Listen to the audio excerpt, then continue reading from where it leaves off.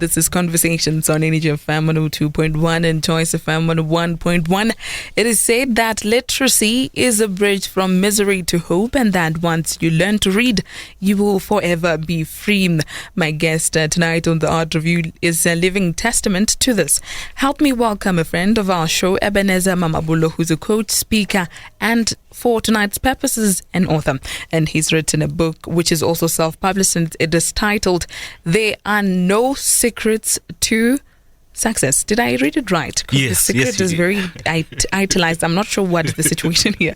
But do join in by sending your messages, and it can be a question or a comment to our WhatsApp line 079-295-1212. And you can also call us on 015-151-0135. Ebenezer, we haven't had you on the show in quite a while. How are you, and welcome back?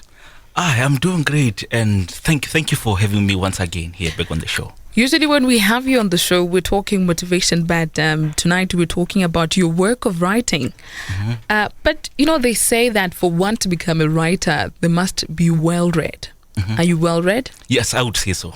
Okay. Yes. When would you say you started falling in love with reading? And I'm talking leisure reading, because oftentimes the only amount of reading that a lot of people do is they read academic books, they read newspapers every once in a while, they read posts on social media, they read articles every once in a while, and so forth. So when did you fall in love with reading books just for leisure? For me, I would say that it occurred in stages. Because I remember when I was young, in our house, there's this bookshelf that my dad used to have books on it. So once in a while, I would go there and read a book. But I wasn't that committed into it. So it was only in 2011. And I was going through a phase in my life where I wasn't good mentally. Where I was registered at Wits University. I was studying electrical engineering. And all of the books that I was reading were academic. But I found that I had this emptiness in me. I was pursuing a career or a future that was predestined to me according to society, that you will become an engineer and you'll make money. And I found myself at this stage, I'm not content, I'm not fulfilled. And I said, you know what, let me just stop these academic books and let me just start reading some other books. Maybe they will inspire me. So I read one or two books. The first book that I read, it was by John Maxwell. And the book spoke about the mindset. And when I read that book, I realized that, whoa, so then this misery that I am in could be a result of my mindset or the way I'm thinking. So I better change the way I think. So from then I said, okay, for me to change the way I think, because I don't have friends that I can copy or friends I can learn from. So let me dive into books. Then from that point on, I began reading books intensively. So I think at one point I was reading maybe 4 to 6 books a month, and I would also be listening to audios, listening to lectures, everything I could get my hands on, from psychology, all of the genres that I wanted to engage myself in. I went through it. In this age of social media, you find that there's people who say, I just don't think I can get time to sit and just read a book that has just about maybe, let's presume, 250 pages, because there's just so much to do. Mm-hmm. And yet you manage to read so much. What is the importance of reading, would you say, for yourself, and maybe just to share notes with our listeners? Maybe for that person who's saying that book is too big, I would say that they are making the excuse of time. I also used to make excuses of time, but I realized that if I can take out certain things which are not important to me, I would find the time that I need. Now, when it comes to books, for me, reading books, it's very, very important, because, through books, you get to experience other worlds. Through a book, you could take the experience of my life, maybe that things that I learned in 30 or 50 years of my life, and you could just sit down maybe for 2 days or maybe a week. And in that week, you could learn everything that I learned in my life. So that's the importance of books. So, and then today we're holding with this book that you wrote, There Are No Secrets to Success. Mm-hmm. Because we're saying that for one to make a brilliant writer, there must be a reader. When in a reader's life does a reader then feel it's high time and they have a story and then they can write a book? It depends on people. because some people, when they want to read or when they want to write, they would say that I see these stories. Maybe we could give an example by J.K. Rowling, who used to see these characters in her mind, and while she was at work seeing these characters, then that was the birth of Harry Potter series.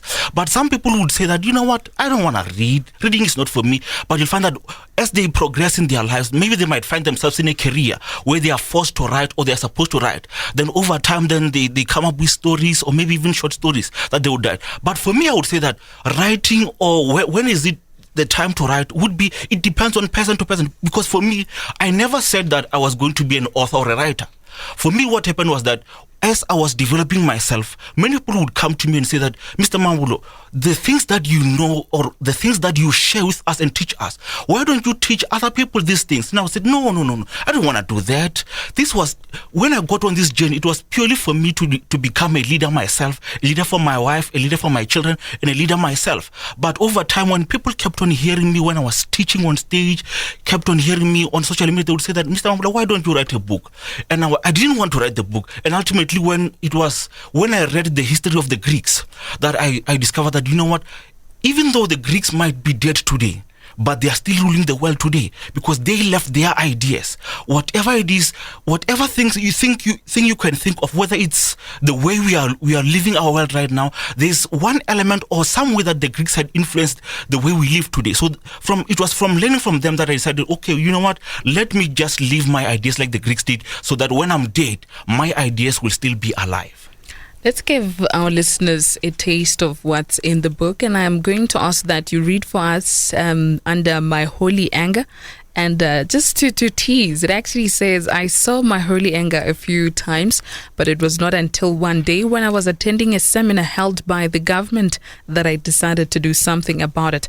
Maybe just continue for us from then onwards, just for the first paragraph. Okay.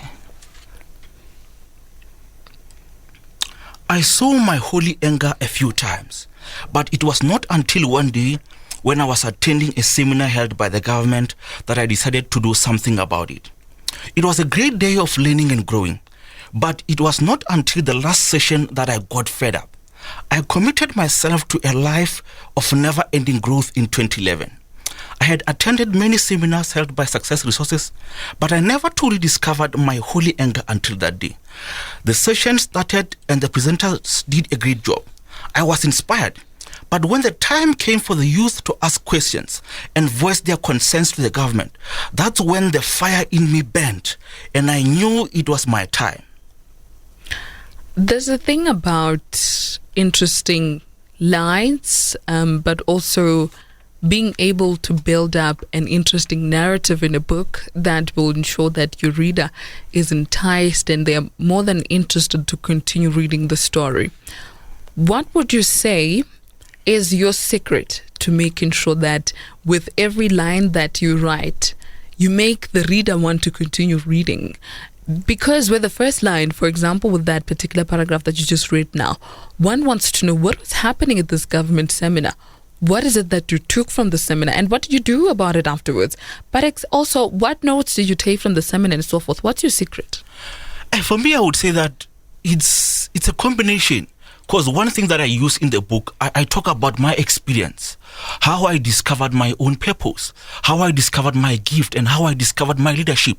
And in the mix, you'll find me sharing stories that I took from Africa, stories about animals. I share the lessons that I learned from animals like lions, buffaloes, and all those things. So it's one thing that we learn using, or the best way that we learn, is through stories. So that's why you'll find that most of the time when you are reading something which is great, or maybe we could even take an example by one of the most popular financial books, the one by Robert Kiyosaki.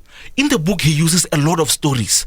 And it's through when you are reading that story that you can relate with that particular story. So I would say that it depends on the medium that you are using. If you are using if you are writing an academic book, you might find that the things that you will be using to justify your research, you might need to quote some research done by one particular expert. But for this case, it's a motivational book. So then for that, I use my personal experiences and I share stories and other things that I learned along the way.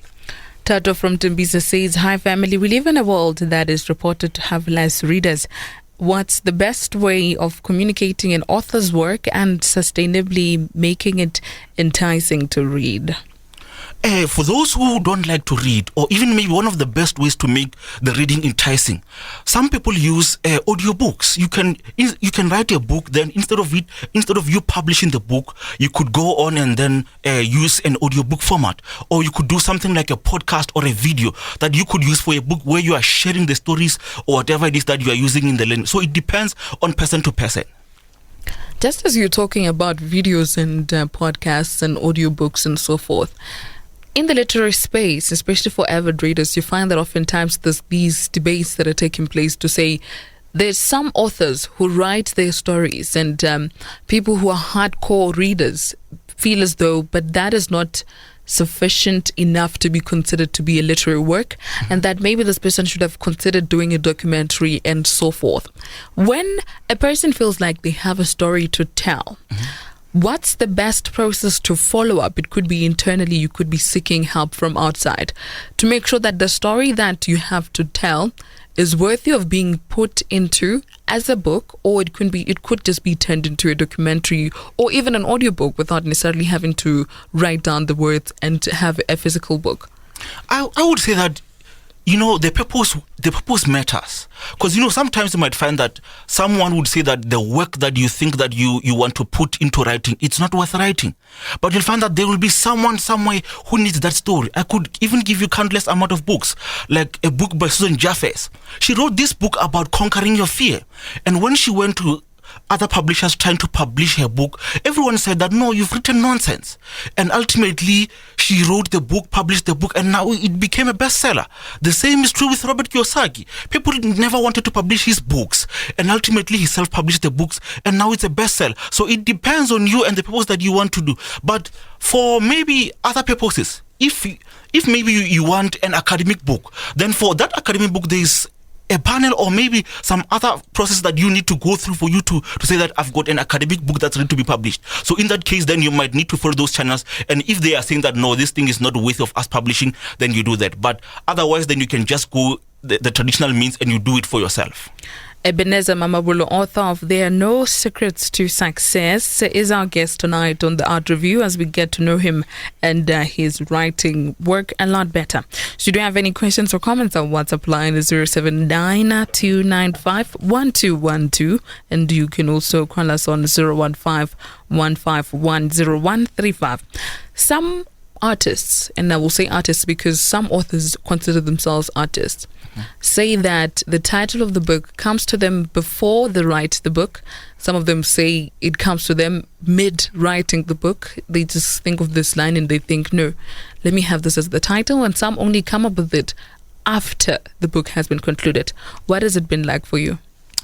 For me, I thought the title came before I wrote the book. Because I was frustrated. As you read at the backstory there, at the back cover of my book, it was frustration from my side because I was attending these seminars and I was looking for these secrets to success. I was going to the seminars, going to the workshops, looking for these secrets to success. And ultimately, I came to the conclusion that, no, you know what?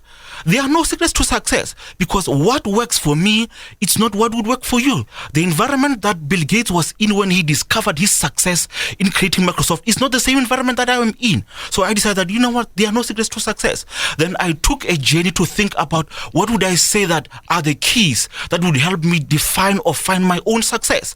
And it was through that process of thinking that's when the book started to develop there. It's an interesting title, especially because you're also a motivational speaker. And oftentimes people think that when one is a motivational speaker, it's expected that you're bound to impose in a certain way to say, look, don't sleep for 8 hours, sleep for 4 hours and slave away so you can, just get all of the riches and so forth. Would you say that there's some people who actually tell you that the title of your book somewhat contradicts what you do on your daily basis? So far, no one has. Because you know what? Some of us, or most of the people, they've got a very narrow view of what a motivational speaker is.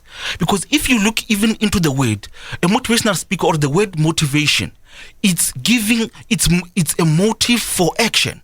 That's what motivation means. So you'll find that the view that people have got of motivation is someone who's going to pump you up or someone who's going to maybe emotionally manipulate you into doing things. And you find that that's not what I do, It's our art review segment, and tonight we're reviewing the writing literary work of Ebenezer Mamabulo and his book, There Are No Secrets to Success. Should you have any questions or comments, our WhatsApp line is 079-295-1212, and we continue with this review after the break. The time is 13 minutes to 8, and this is Conversations on Energy FM 2.1 and Choice FM 1.1. My name is Rebecca Pala, and we are talking books, and my guest tonight is author of a book titled There Are No Secrets to Success, and his name is Ebenezer Mamabulo. Should you have any questions for him, our WhatsApp line is 079-295-1212, and you can call us on 015-151-0135. A question on WhatsApp. Hi family, is it important when you write a book to make references or mention people or do quotes? Yes, it's very important. If the work that you are quoting, it's not your own work, it's very important for you to acknowledge the sources of those works. But maybe let's also talk about why people have to quote these works to start with, because when you are writing a book, isn't it that you're adding on to existing literature, right? Why is it important, if it is important for an aspiring author or for one who's just about to be an author, to see a need in their writing to quote other established authors? Sometimes you might find that maybe the book that you are writing, or it's an autobiography, and that it's all about your life and what you've done throughout your life, and there's no way in that work of art that you are including other people's work. If that's the case, then you might not need to. But when you are using or when you are borrowing ideas from other people, the reason that you quote is so that when someone else is reading that piece of art that you've written, they can go back to say that, you know what, you said that you quoted, maybe for example, Ebenezer Mamabulo. Now when you go to the reference page, you'll find that you've said you've gotten this quote from Ebenezer Mamabulo from this book. Then I myself as a reader, I can go and follow that book, and I find that book, then I can get the full information. All right. Let's talk about self-publishing. This book is self-published, and we live in a province where, unfortunately, quite a lot of opportunities are still very rare. And of course, that also includes opportunities of getting published by companies that are already existing. Take us through your process of self-publishing. Was it easy? And just how was it? Paint the picture for us. For me, it wasn't hard, because I had some friends who had already published their books by themselves. I had a friend of mine, Victor Mapanga, and he was the first one who published the book. And he told me that, you know what, if you want to publish a book, first write the book. Then I wrote the book. Then I said, what's next? He says, you need to get your ISBN number. Talk to the National Library and they'll give you the ISBN number. Then I spoke to the National Library. Then a friend of mine, Adolf Matiba, he said that, I asked him, where did you print your books, or where did you design your cover? Then he gave me the references and gave me the companies that would print for me. And someone said, you know what, go and follow this person, and they'll design for you a beautiful cover. Then I follow that person. Then I got the cover from them. So for me, it wasn't that hard, because I had people who had done the process first. So they were giving me what they did, and they gave me the path for me to follow. So for me, it wasn't that hard. Would that then mean that your first book writing experience was not hard? Did you have any challenges? Oh yes, I had so many challenges. Talk to us about them. You know, one of the things, or what's a common challenge with writers, or when you're writing a book, it's what I don't know. I just forgot the name that they call. But it's where you've put your words into, you've written everything, but you feel that, you know what, maybe they wrote something which is not worth publishing, or something which is not worth it. Then you go back and you cancel, or sometimes writer's block.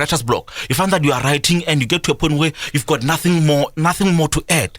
So yeah, it's one of those things that you find that someday I would write the whole day, because in my routine sometimes I wake up at 2 a.m. So when I wake up at 2 a.m. I would be writing from 2 a.m. maybe up until 9. Then afterwards, then I'll be tired, then I'll just do something to relax, maybe watch a movie, play a game. Then afterwards, then I would say, I don't feel like writing anymore, then I won't be writing for the rest of the day. But sometimes you'll find that, I just write one paragraph, then I don't write anymore. So it's those challenges, you know. How long did it take for you to write this book? For me, it took me 2 years thinking about the book and what I wanted to write in the book, and drawing the mind map of how my ideas will flow. And then writing it, sitting down, it took me 2 months. Okay. Yes. Let's talk about a target market. We spoke about this even with the previous guest to say that it seems to be quite important that when one is just about to put work out there, they know exactly who the work is targeted at. Who's your target market? My target market is everyone who's looking for purpose and meaning in their life. That person, that man or woman who's saying that, you know what, I want to achieve success. I'm sick and tired of this definition of success as being a billionaire or it's all about money. But I want to discover my own success. If you are that person who's saying that I want to discover my success in my own terms, then I am your target. You are my target market. There's a chapter in this book that is Ebenezer Mamabolo's There Are No Secrets to Success, and it's titled Go to School, Get Good Grades, Work for a Company with Benefits. I'm going back to the issue of quite compelling first lines and compelling titles and so forth. Please just read for us the first paragraph. No one has ever come to me and told me, go to school to pursue a career in your strength zone, maximize your gifts, find God's purpose for your life, and make it your life's mission to accomplish God's purpose for your life. We grew up in a society that teaches us that success is going to school, working very hard for a company, and climbing the corporate ladder. And we follow that advice. Later in the chapters, I will talk about the definition of success that changed my life. Let's leave it there so the listeners can actually get the book, so they get the tips that you were just about to read out there. So a lot of authors, and I've been reading quite a lot of reviews, and when they are asked if they actually read reviews of their works, some of them say that they ignore them because there's just too much negativity in the world. And then it brings you back to the issue of constructive criticism. If you're putting out work for people to consume, you must be expecting them to somewhat say something about it, whether be it good or bad. What is it with you? Do you appreciate reviews of your book? Have you been receiving some? And if yes, what are they saying? I do appreciate reviews. I want to know what my critics are saying about me and what they think about me, so that I know that maybe there could be something that I'm doing bad or something that I thought I did a great job in and I find that I didn't do a great job. And I also read the positive ones. And maybe for this one, I would say that I haven't yet received a negative criticism for my work. Most of the criticism that I've been getting is positive ones. People telling me that, you know what, I applied the principles that you taught in this particular chapter, and here are the results in my life. Or this is what I did with what you taught in your book. So far it's that. But if we've got some of the negative criticism, do send them through to me so that I'll check and evaluate if what I'm doing is right. Maybe don't even call them negative and just say it's constructive criticism, because if you call it negative, chances are you're going to look at it with quite a defensive look. A question on WhatsApp: how do you go about publishing a book when you are an aspiring author or a writer with less resources and with no income? What can I do? If you've got no income, the best way for you to do it, you can just approach a publishing company, tell them or preach to them the book that you've got. It's just that these days it's harder. It's harder for you to get a publishing deal from a big company because everyone is pitching to them their ideas of books. So if you don't have the money for you to do that, so try to find a publishing company. And even a friend of mine, Thabo Mutum, he helps authors publish their own books. They don't even pay him anything last time I checked. So he takes the book and finds and evaluates that does it meet the mission and the values of his company, and if it's a good book, then he publishes for you. Then from that publishing process, then he'll then get his profits back. So there are various routes that a person can follow for that. Dineo in Zone 3 says, I'm inspired to read more after listening to this guy. I'm also thinking of writing my own book. And Tony says, it's Tony, I love the message of that book, Hidden Truths That Need to Be Told. I originally don't like reading that much, but I love writing. I get some comments that I sometimes would repeat what other people wrote, but I would disagree because I normally write about what I feel, see, hear, or rather wish to tell. First question, is it wrong, however, to be a reader and not a writer? 2, how can I protect my work? Being a reader doesn't mean that you need to automatically be a writer. So it depends on you and the purpose or the message that you want to deliver. And what was the second question? How can I protect my work? You protect your work when you're publishing your book, it's I just forgot what the rule is. But again, under the copyright laws, when you've published a book, that becomes property of yours. So then, going into the details of maybe if you've got some diagrams that you want to trademark or patent, then you can also go to the CIPC and then you can trademark and copyright those other ideas. I guess given the monopoly that comes with just about any company that could be promising to publish one's work, it's always important that they try get it protected before they even pursue publishing, would you say? It depends, because if I just wrote this book and I never published it, the work wouldn't be protected. But the minute I published the book, then it became protected. So it depends, because sometimes you might find that they are saying that the work that you want to protect, it's not worth protecting, or you try to file a patent or a trademark for the work that you've put in, and it takes years for you to even get that patent or for you to get that trademark. So you find that maybe many years later you still haven't gotten the protection for your work. So yeah, it's a lengthy process doing that. They say if there's a book you want to read, write it. Can everyone write? I don't think everyone can write, but anyone who wants to write, they should write. Okay. Would you advise that if one feels as though they don't really have the strongest of compelling ways to write, they should seek help from people who can, and they can just tell their story? So Mizi has done it with his book. Yes, because even some people, you find that I can't write, but you can speak. You can speak, and then someone would come and transcribe your speakings and turn them into a book. So it depends. Are we likely to see more books from you? Yes. Because the book that I'm currently working on, it's called Before You Do. It's a book about decision making. The decision of the career that you want to pursue, the relationship that you want to pursue, and even choosing to become a leader. So that's the next book. Then I've also got some other books that are coming. So there will be many books that you'll be getting from me. What's the target for your lifetime? For my lifetime, I would say that I don't know how long would I live, but at least a minimum would be 30 books. Okay, yeah. That's fair enough. How can our listeners get in touch with you if they would like the book and just also to have a conversation with you? If you would like to get the book and have a conversation with me, you can get me on WhatsApp or call me 071 639 7807. You can just send me a message on WhatsApp, or if you are on social media, Facebook, Instagram, and on LinkedIn, it's at Ebenezer Mawura. Then you can find me there. Then we can engage and you get the book. Let's get the number one more time, a bit slower. You see how? Can you hear how I speak? Like using my pace, the way. Yes. Let's go. All right. My number and my WhatsApp number 071 639 7807. There you go, Ebenezer Mawula. Thank you so much. It's always fun for us to talk books, and all the best with your future endeavors. Thank you. Coming up next on Energy FM is Agrili Chopwa, and on Choice FM is Stanley Brown. And a big thank you goes to my producer, Mami Morasha. This is where we're leaving conversations tonight. We meet again tomorrow evening, same time, same place. God willing, good night.